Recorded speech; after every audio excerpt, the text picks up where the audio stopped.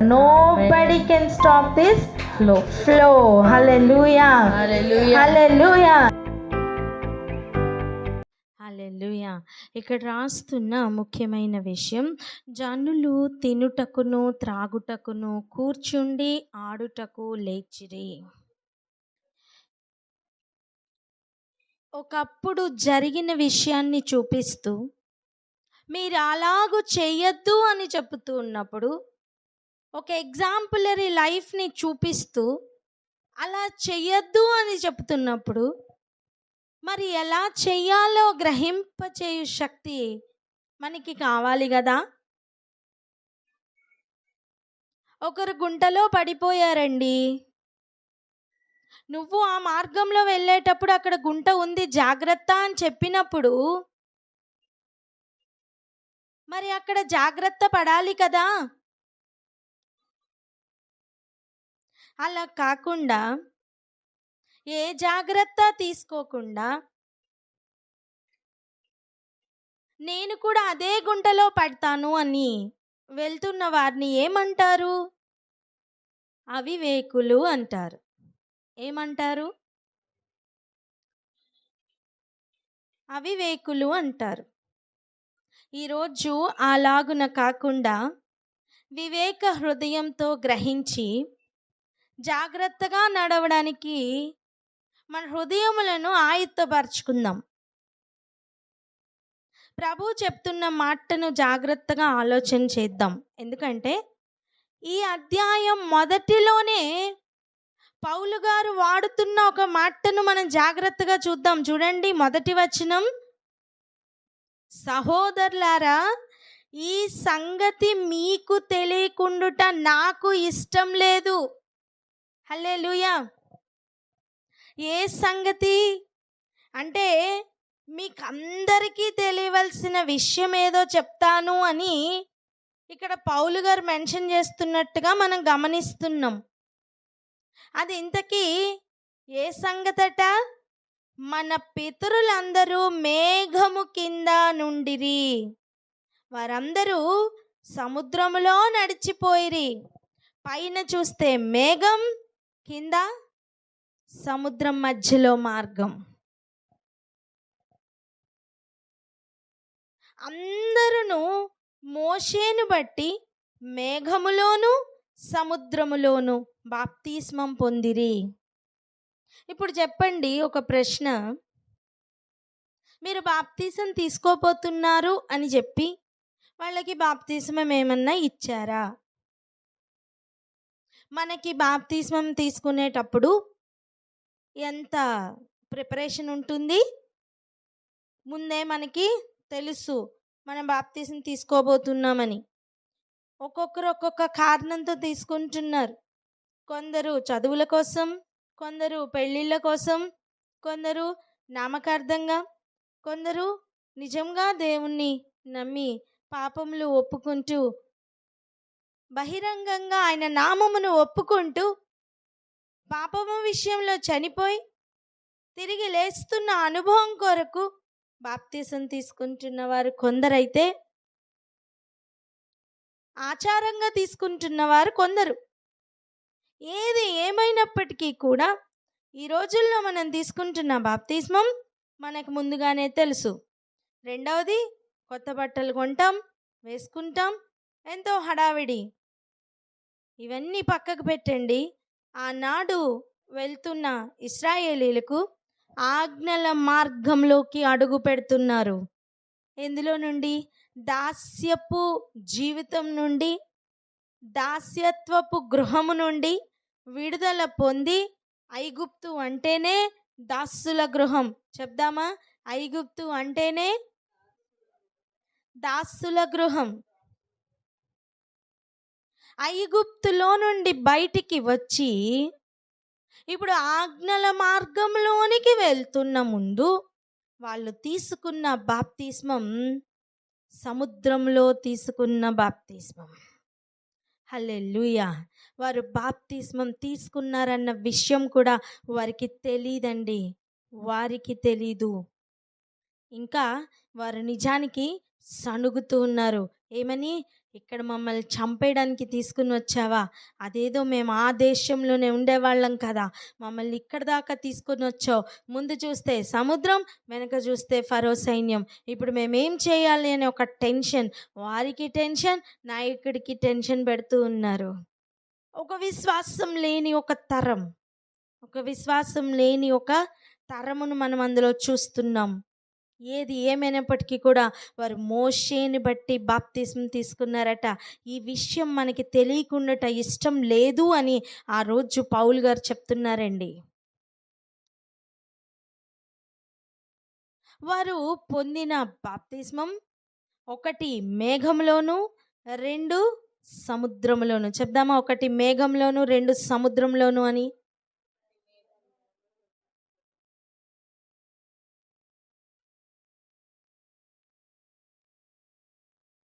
మనమైతే నీళ్ళల్లో మునిగి లెగిస్తే నీళ్ళ బాప్తిస్మం కదా. మరి ఆ రోజు సముద్రంలో ఆరిన నేలలో వెళ్ళిన వారికి బాప్తిస్మం ఎలా అయింది?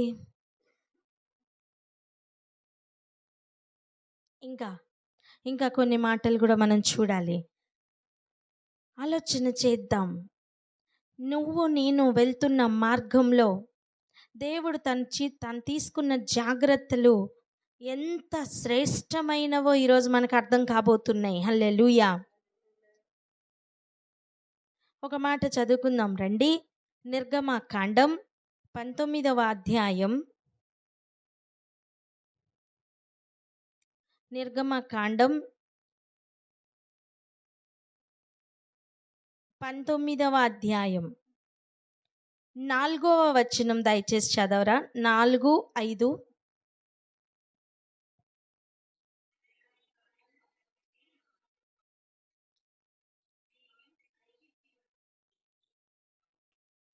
చూడండి, నేను ఐగుప్తీయులకు ఏమి చేసి తినో మిమ్మును గద్ద రెక్కల మీద మోసి నా యొద్దకు మిమ్మును ఎట్లు చేర్చుకొంటినో మీరు చూచితిరి, నిజానికి మీరు అనుభవించితిరి.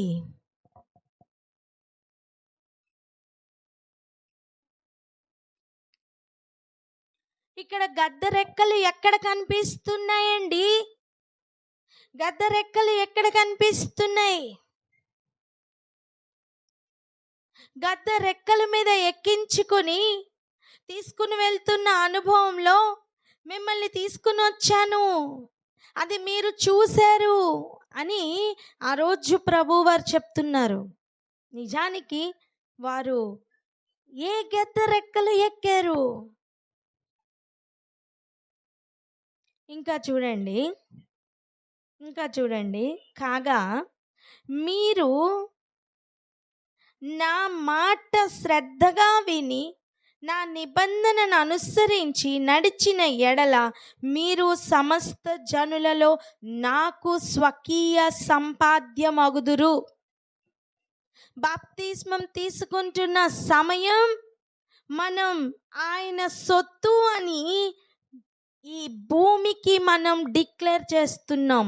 మనం ఆయన పిల్లలు అని మనం ఈ ప్రజలకు డిక్లేర్ చేసి చెప్తున్నాం. ఈ ప్రకృతి గమనిస్తుంది అన్ని ఏరియాల్లో.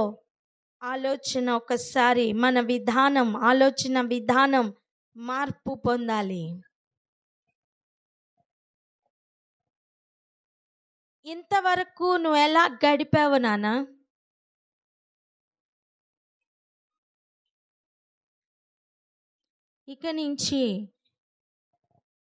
ఇక నుంచి చూస్తున్న కోణం పూర్తి మార్పులు పొందును గాక. హల్లెలూయా, హల్లెలూయా. చూడండి, ఆయన పరిచారకులను ఆయన అగ్ని జ్వాలలుగాను వాయువులుగాను చేసుకుంటున్నారట. ఆ రోజు ఫరో సైన్యం వస్తున్నప్పుడు అగ్ని జ్వాలల వలె ఒక దూత అడ్డం పడితే ఇంకొక దూత వచ్చి సముద్రం మీద వాలగా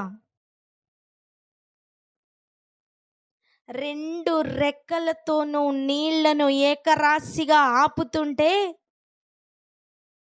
ఆ దూత మీద నుంచి ఆరిన నేల వలె ఆ సముద్రంలో నుంచి వెళ్తుంటే ఒక గెద్ద రెక్కల మీద వెళ్తున్న అనుభవం.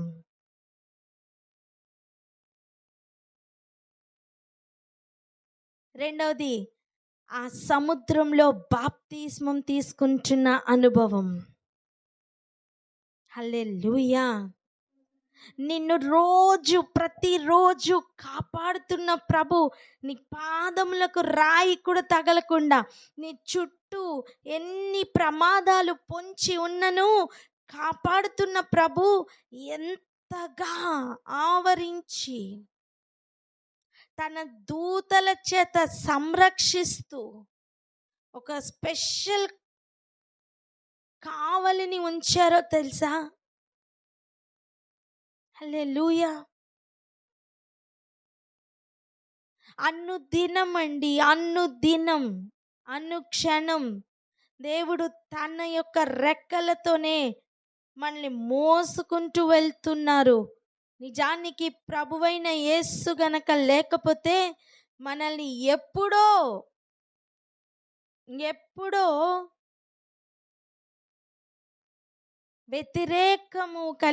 వ్యతిరేక శక్తులు సంహరించి ఉండేవి. దేవుడు అప్పగించట్లేదు, అలా కాపాడుతున్నారు. ఇంకా నిన్ను హింస పెట్టిన వారిని ఏం చేశానో చూడమంటున్నారు. ఐగుప్తీయులకు ఏమి చేసితినో నేను, చూడండి నిర్గమకాండం 19వ అధ్యాయం 4వ వచనం చూడండి. నేను ఐగుప్తీయులకు ఏమి చేసితినో, నాన్న నీ శత్రువులకు ఏమి చేసితినో నువ్వు ఒకసారి జ్ఞాపకం చేసుకో అని చెప్తున్నారు. ఇంకేం చెయ్యాలి నాన్న? ఆనాడు ఐగుప్తీయులకు దేవుడు చేసిన కార్యం ఏంటో గుర్తుందా? నైలు నదిలో మగపిల్లలను చంపేస్తుంటే మగపిల్లల సంతానమే లేకుండా, ఒక జనరేషన్ మొత్తం మగపిల్లలు లేకుండా చేస్తున్న కాలం. అర్థం, మోషేకు సమకాలికులుగా గోషేను దేశంలో ఉన్న వాళ్ళందరూ చనిపోయిన కాలం. నైలు నదిలో పడవేసిన బిడ్డలకు ప్రతీకారంగా దేవుడు ఇంచుమించు తన సమకాలికులైన ఐగుప్తు వారిలో ఉన్న ప్రతి సైనికుణ్ణి, ప్రతి పురుషుణ్ణి అనొచ్చు, ఎర్ర సముద్రంలో కలిపేయలేదా? నేను ఐగుప్తీయులకు ఏం చేశానో మీరు చూడండి అంటే, ఆ రోజు ప్రతీకార్య చర్య ఒకసారి ఆలోచించండి. ఇక్కడ మగబిడ్డలను, తొలిచూలు పిల్లలను చంపివేస్తుంటే సంహార దూత వచ్చినప్పుడు ఐగుప్తులో ఉన్న ప్రతి ఒక్క మగబిడ్డ సంహరింపబడలేదా?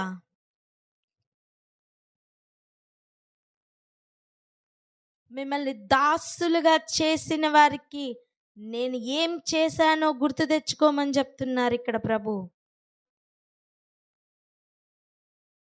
ఐగుప్తీయులకు అలాగు చేసి మిమ్మల్ని రక్షిస్తున్న సమయం, గద్ద రెక్కల మీద ఎక్కించుకొని వచ్చిన అనుభవంలో మిమ్మల్ని బయటికి తీసుకొస్తున్న ఆ విధానం ఒకసారి గమనించమని చెప్తున్నారు. ఎందుకు ఇవన్నీ చెప్తున్నారో తెలుసా? ఎందుకు ఇవన్నీ చెప్తున్నారో తెలుసా?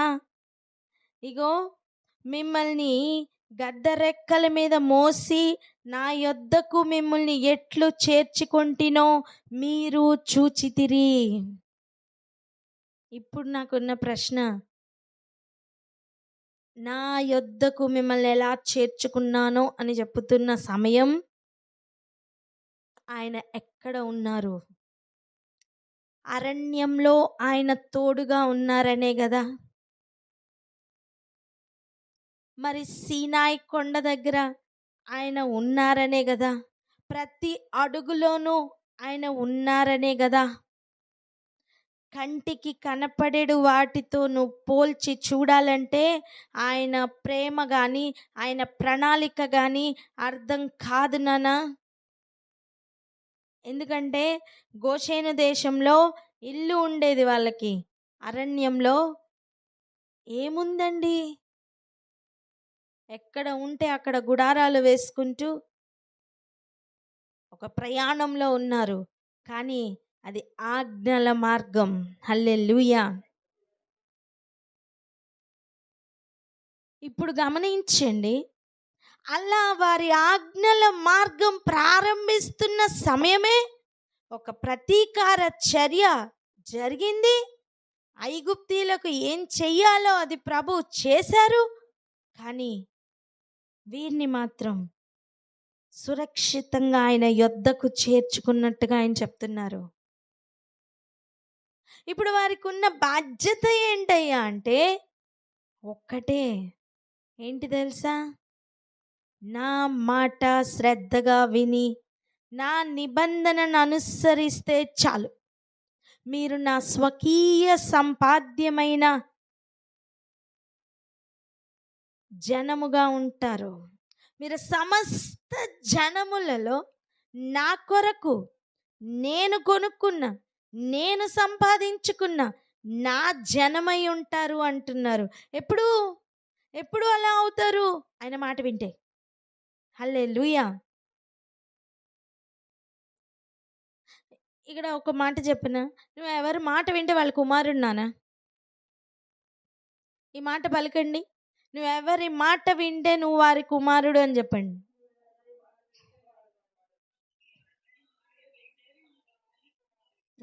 నువ్వు ఎవరి మాట వింటే వారి కుమార్తెవు.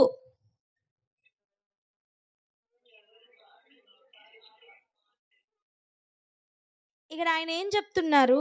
నా స్వకీయ సంపాద్యం మీరు అవ్వాలి అంటే మీరు నా మాట వినాలి. ఒక్కటే కండిషన్, నా మాట వినాలి. ప్రభు మాట వినాలి. ఈరోజు అతి కష్టంగా మారింది అదే కదా. ప్రభు మాట వినడమే కష్టంగా మారింది కదా. దినములు మారును గాక. హల్లెలూయా. మాట వింటున్న అనుభవంలోకి వెళ్దాం. అలా వెళ్ళాలి అంటే ఒక స్పెషల్ బాప్తిస్మం ప్రతి ఒక్కరి జీవితంలో ఉంటుందండి. ఆ రోజు వారు ఆ ఎర్ర సముద్రంని దాటుతున్నప్పుడు ఆ ప్రజలకి తెలీదు అది ఒక బాప్తిస్మం అని.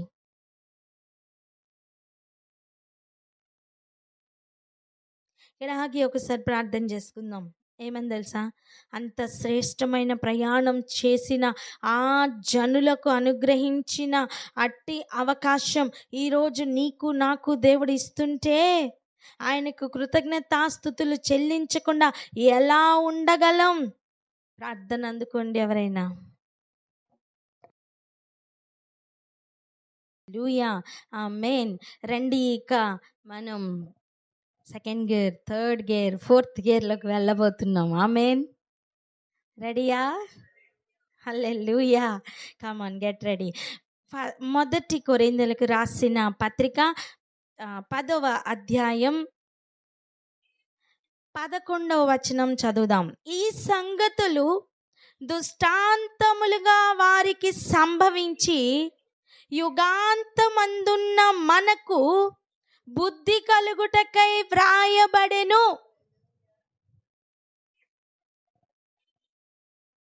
మ్యూట్లో పెట్టుకోండి దయచేసి. మ్యూట్లో పెట్టుకొని వినండి.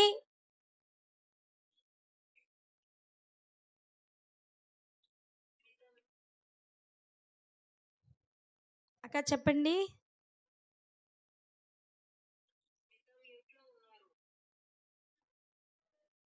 ఓ స్తోత్రం. ఇప్పుడు వినిపిస్తుందా అక్క? ఓకే అక్క. Thank you master. చూడండి, 1 కొరింథీయులకు రాసిన పత్రిక 10వ అధ్యాయం 11వ వచనం చదువుకుంటున్నాం. ఈ సంగతులు దుష్టాంతములుగా వారికి సంభవించి, వారికి ఎందుకు ఇవన్నీ సంభవించాయట? దయచేసి మిగిలిన వారు మ్యూట్లో పెట్టుకోండి. ఎందుకు ఇవన్నీ వారికి దుష్టాంతములుగా సంభవించాయట?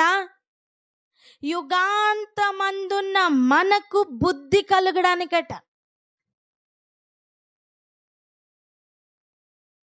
ఒక ఇంటిలో 2 పిల్లలు ఉన్నారంటే, మొదటి వాణిని కొడుతుంటే లేదా సరి చేస్తుంటే రెండవ వాడు చెప్పకుండానే సెట్ చేసుకుంటూ ఉంటాడు కదా.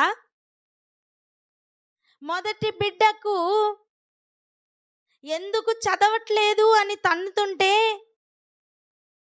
లేదా తన్నులు పడుతుంటే రెండవ బిడ్డ ఆటోమేటిక్గా పుస్తకాలు తీసుకొచ్చుంటాడే. అలా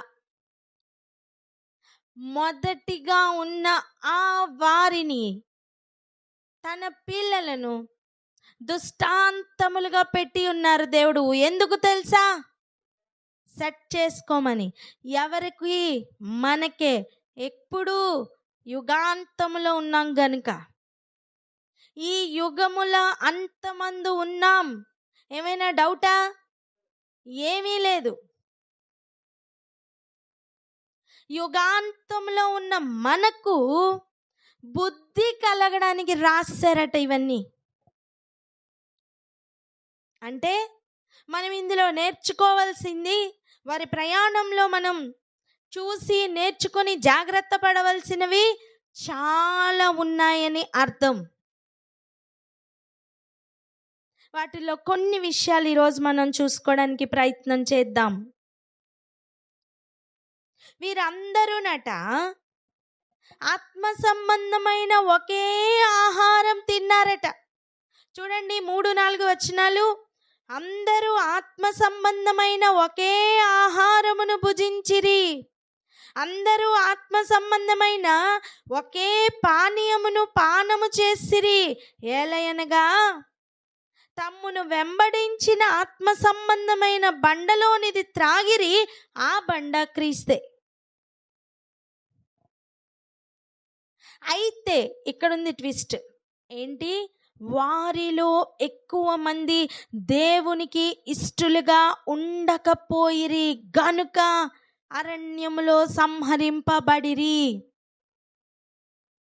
ఆయన వారిని పిలుస్తున్న పిలుపు నా స్వకీయ సంపాద్యమని.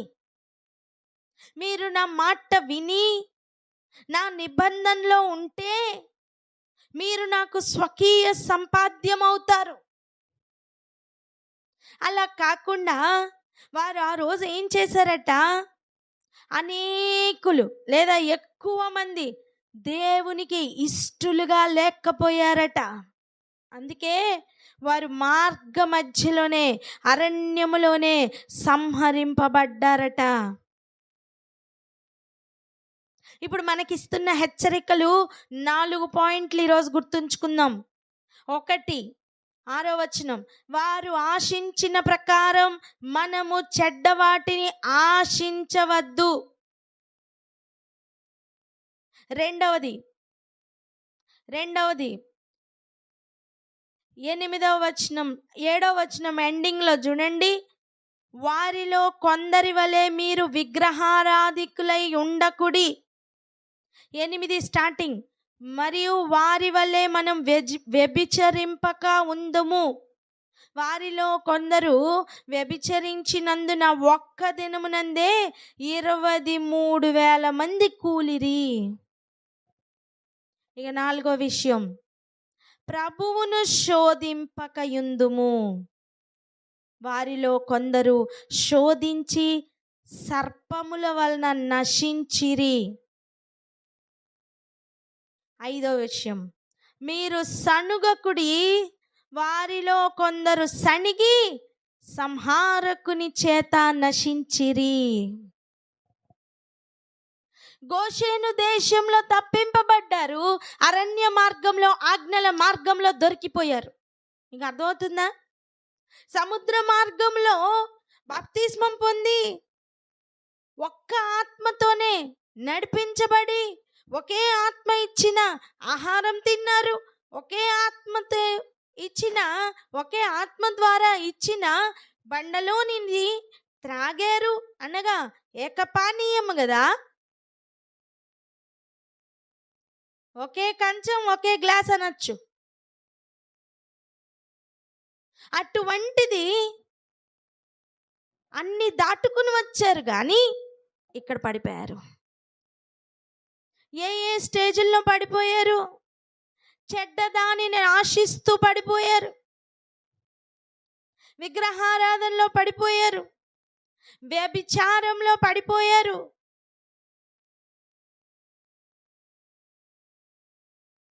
సణుగుతూ గొణుగుతూ ఒక తంత్రంలో పడిపోయారు, ప్రభువుని శోధిస్తూ పడిపోయారండి. ఈ అన్ని డేంజర్ జోన్స్ ఈరోజు మన జీవితంలో చెక్ చేసుకుందాం. ఒకే ఆత్మ సంబంధమైన ఆహారం భుజిస్తున్నామే, ఒకే వాక్యం వింటున్నామే, శ్రేష్టమైన ప్రత్యక్షతలు వింటున్నామే. మాట వినకపోతే ఇవన్నీ వేస్ట్. ఇన్ని ప్రత్యక్షతలు తెలుసుకుంటున్నాం కదా, నిబంధనలో నించుని ఉండకపోతే ఇవన్నీ వేస్ట్. ఆజ్ఞలు గైకొని ఆయన విధుల ప్రకారం నడవకపోతే ఇవన్నీ వేస్ట్. ఇంటి నిండా ఆహారం పెట్టుకొని తినడానికి ఒక్క మెతుకు కూడా అరగకపోతే ఏం ప్రయోజనం ఆ బ్రతుకుతో? అదేవిధంగా ఇన్ని ప్రత్యక్షతలుండి సంహారకుని చేతిలో చచ్చిపోతే ఏం ప్రయోజనం అండి ఆ జీవితానికి, ఆ ప్రయాణానికి? ఈరోజు నా ఆత్మీయ జీవితం ఇలా ఆగిపోకూడదని ప్రభు ఈరోజు హెచ్చరిక ఇస్తున్నారు. ఎటువంటి హెచ్చరిక? వారిని దృష్టాంతములుగా ఉంచి యుగముల అంతములో ఉన్న మనకు బుద్ధి కలగడానికి ఇవన్నీ చెప్పుతున్నారట. అందుకే పౌలు గారు చెప్తున్న మాట, ఈ సంగతి మీకు తెలియకుండుట నాకు ఇష్టం లేదు.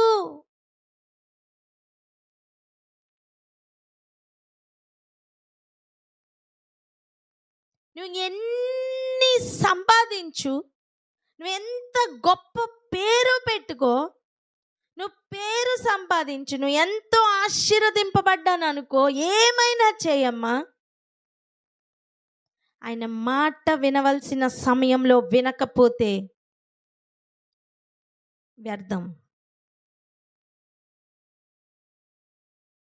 నీ చుట్టూ జరుగుతున్న సంగతులను గ్రహించలేక సణిగితే వ్యర్థం. ప్రభువును శోధిస్తే ఆ జీవితం వ్యర్థం. ప్రభు కంటే ఎక్కువగా వేరే దేనికి ప్రయారిటీ ఇచ్చి దానిని ఆరాధిస్తూ నువ్వు దేవుని కంటే ఎక్కువగా దాన్ని ప్రేమిస్తూ ఉన్నావా, అది విగ్రహారాధనతోనే సమానం. ప్రభు చిత్తమైతే ఇవన్నీ డీటెయిల్డ్గా మనం నెక్స్ట్ వీక్ నుంచి చూసుకుందాం. అసలు దేనిని దేవుడు వ్యభిచారం అన్నారు, అసలు దేనిని దేవుడు సహించలేకపోయారు, ఏ విషయంలో ఆయనకి ఉగ్రత వచ్చింది, ఏ విషయంలో వాళ్ళు ఆయనకి ఇష్టలుగా బ్రతకలేకపోయారు, అవన్నీ కూడా ఇంకొంచెం డీటెయిల్డ్గా మనం నెక్స్ట్ వీక్ నుంచి చూసుకుందాం. కానీ ఈ రోజుకి మనకు అర్థం అవ్వాల్సిన విషయం 4వ వచనం చూడండి. అందరూ ఆత్మ సంబంధమైన ఒకే పానము చేసిరి. ఇప్పుడు 3వ వచనం చూడండి. అందరూ ఆత్మ సంబంధమైన ఒకే ఆహారమును భుజించిరి. అయినా సరే ఎక్కువ మంది ఆయనకి ఇష్టలుగా ఉండలేకపోయారట. మళ్ళీ చెప్తున్నా, అందరూ ఒకే ఆహారం తిన్నారు, ఒకే పానీయం తాగారు, కానీ ఎక్కువ మంది ఇష్టలుగా ఉండలేకపోయారంట. అంటే దాని అర్థం తక్కువ మంది మాత్రమే ఆయనకి ఇష్టలుగా ఉన్నారు నాన్న. ఈరోజు ఈ అంత్యకాలంలో ఉన్న మనకు, ఈ యుగాంతంలో ఉన్న మనకు దేవుడు బుద్ధి చెప్పాలని ఈ విషయాలను రాశారట. అర్థం అర్థం కంటితో భౌతికంగా నువ్వు అన్ని అద్భుతాలు చూడట్లేదేమో, గ్రహింపులోనికి వస్తే నీకు అర్థమవుతుంది నిన్ను దేవుడు ఎంతగా కాపాడుతున్నారో, నిన్ను దేవుడు ఎంతగా సూచనగా ఈ లోకంలో ఉంచారో, ఎంత ప్రత్యేక పరిచారో, ఎంత ఉన్నతమైన స్థానంలో పెడుతున్నారో. దీపస్తంభములో దీపమును వెలిగించి పెట్టిన రీతిగా ఒక్కొక్కరిని వెలిగిస్తూ ఎలా ఉన్నతమైన స్థానంలోకి చేరుస్తున్నారో ఈరోజు నువ్వు గ్రహించాలి నాన్న.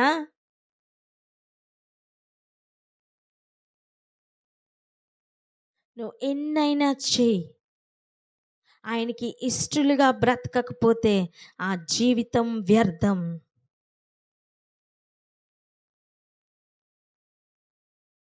కేవలం ఒక్కటే కారణం, దేవునికి ఇష్టలుగా ఉండనందున అరణ్యంలో సంహరింపబడ్డారట. అలాగైతే నువ్వు నేను తప్పించుకోగలమా? పక్కవారిని అడగండి, నువ్వు నేను తప్పించుకోగలమా?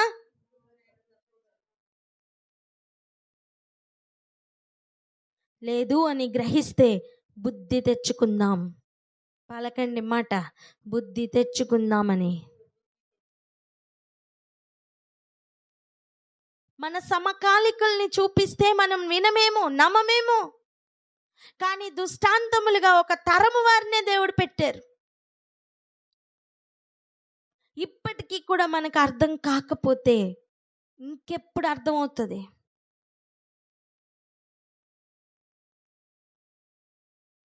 చివరిగా ఒక్క మాట చూడండి, 12వ వచనం. తాను నిలుచున్నానని తలంచుకొనువాడు పడకుండునట్లు జాగ్రత్తగా చూచుకొనవలెను. నానా, నించున్నానని గనక అనుకుంటున్నావా? పడిపోకుండా జాగ్రత్తగా చూసుకో. పడిన వారిని సైతం లేవనెత్తుటకే ఈరోజు ఈ మాటలు నీ చెవున పడుతున్నాయి. బలహీనులుగా ఉన్న సమయం బలముతో నింపుతూ, శత్రు మూక నిన్ను దాసులుగా ఉంచి నీ మీద ఆధిపత్యం వహిస్తూ నువ్వు విస్తరించకుండా, నువ్వు దేవుని కొరకు నిలబడకుండా చేస్తున్న ప్రతి కార్యమును దేవుడు అడ్డగిస్తూ, ప్రతీకార చర్య చేస్తూ నిన్ను గద్ద రెక్కల మీద ఎక్కించుకుని వచ్చినట్లుగా ఆజ్ఞల మార్గంలో నడుచుటకు ఒక ప్రయాణములో నిన్ను తీసుకుని వెళ్తున్నారా? అనేకులు అదే ఏరియాలో ఆయనకి ఇష్టలుగా లేక పడిపోయారట. అదే డేంజర్ జోన్ ఈరోజు నీకు నాకు ఉంది నానా. ఇదే ఆజ్ఞల మార్గం నీకు నాకు డేంజర్ జోన్. ఈరోజు ఇష్టలుగా ఉండాలన్నా ఇదే ప్లాట్ఫామ్. ఏది? ఆజ్ఞల మార్గం. దేవునికి కోపం పుట్టించు తరం వలె ఉండాలన్నా ఇదే ప్లాట్ఫామ్. ఏది? ఆజ్ఞల మార్గం. ఎలా ఉంటావనేది నీ ప్రవర్తన మీద, నీ ఆలోచన మీద ఆధారపడి ఉంటుంది. ఏది విత్తుతామో అది కోయబోతున్నాము. ప్రార్థన చేసుకుందాం అక్క.